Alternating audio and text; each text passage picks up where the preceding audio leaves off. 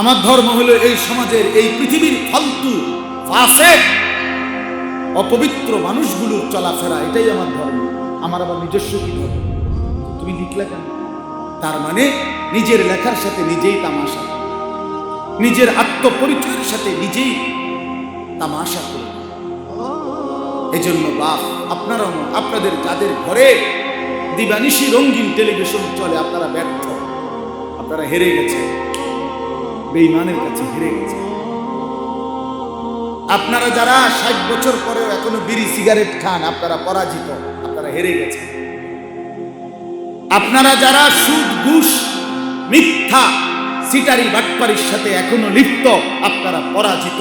সামান্য দুনিয়ার এ কদ্দুর ভাত মাছ চাল ডাল, এ কদ্দুর পাঙ্গাস তেলাপিয়া ফুলকপি আর ফাঁকা কফি জোগাড় করার জন্য এত মিশা কথা কম লাগে না, বেকুব।